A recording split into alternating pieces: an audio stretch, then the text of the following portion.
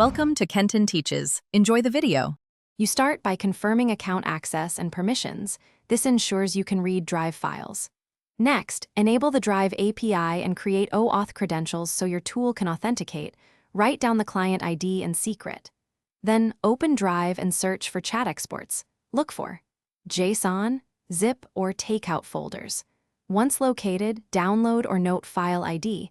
This gets you to the first actionable step quickly, so you can move into the extraction phase without delay. Once you have files, decide.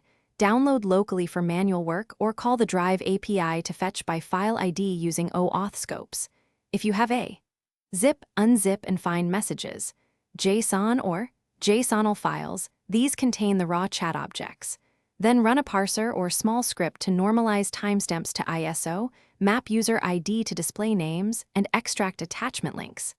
Make sure to preserve original ID. Doing this avoids mismatches later. When you now rebuild conversations by ordering messages by timestamp and grouping by thread or conversation ID, so the flow matches the original chat. Restore attachments by converting Drive links to shareable URLs and embed inline media where needed. Once reassembled, validate chronology and participant mapping, then export to the format you need: CSV, JSON, or HTML. If something goes wrong, check OAuth scopes, confirm files are not corrupted, and verify time zone handling.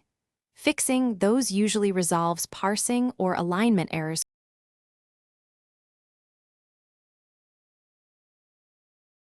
Thanks for watching. Please subscribe if this video was helpful.